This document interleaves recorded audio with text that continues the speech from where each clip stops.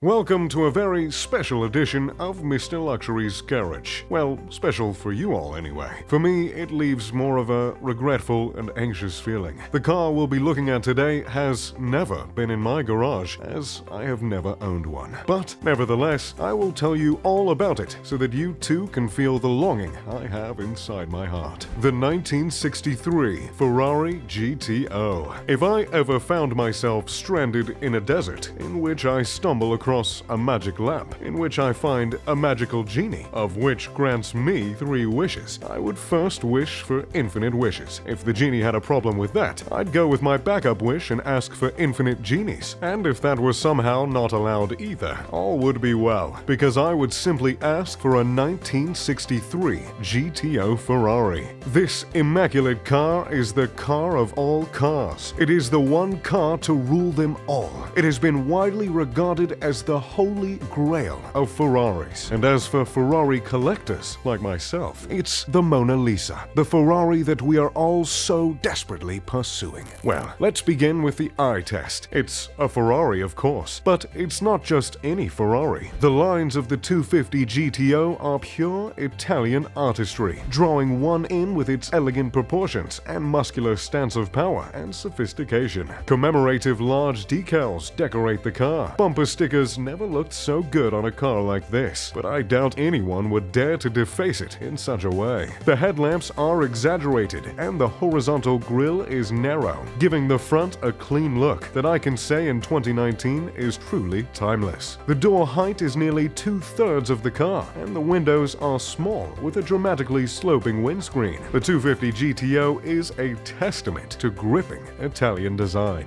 Inside, the large, round, 3-pronged steering wheel is chrome and calling for a soft touch and firm grip. The wheel is thin and classic, void of any ugly airbag cover. The instrument panel is simple and straightforward, with buttons in large font advertising lights, wiper, fuel, and IGN. No space is wasted, and nothing is redundant. Purely a race car. Between 1962 and 1964, only 36 GTOs were built. This puts the GTO among the rarest cars on the planet, which is just one reason it's so sought after. In fact, the car is so sought after that one GTO in particular recently sold for 52 million euros. That's about $70 million.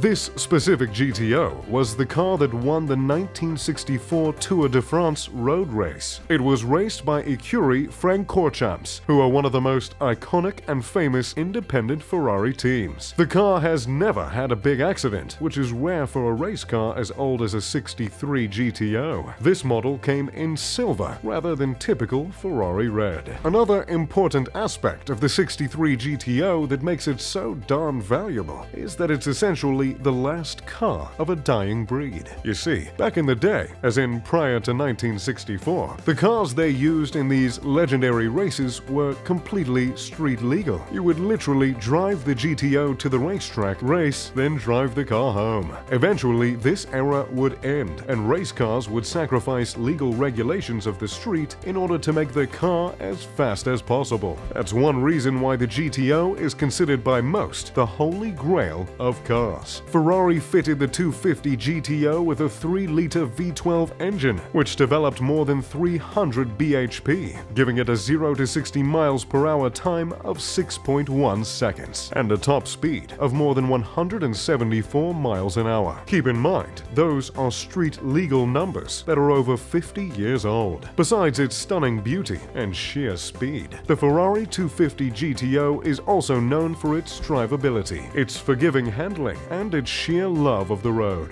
It's considered the most successful road racing car Ferrari has ever built, placing first in its class or winning overall in nearly 300 races worldwide. The trifecta of scarcity, racing success, and seductive styling means the 250 GTO is the pinnacle of possession for car collectors around the world. Current owners of the GTO include the likes of Ralph Lauren, Pink Floyd drummer Nick Mason, Peter Sachs, grandson of Goldman Sachs founder Samuel Sachs, and John Shirley of Microsoft fame. 3 of them currently own 2 250 GTOs, including hedge fund founders Tony and Lulu Wang, Rob Walton of Walmart, and British businessman Sir Anthony Anthony Bamford. With a car of such stature and with so little made, it's no wonder why the names of these owners are so notable. Because of the prestige of the car, the $70 million car, its history is well documented. It's been owned by a number of extremely wealthy individuals, from collectors to successful bankers who just couldn't resist. Leading Ferrari historian Marcel Massini, who described the car as one of the top 3 or 4 GTOs in the world, confirmed it had been bought by an American businessman, David McNeil. He also added that he was confident a GTO would be sold for more than $100 million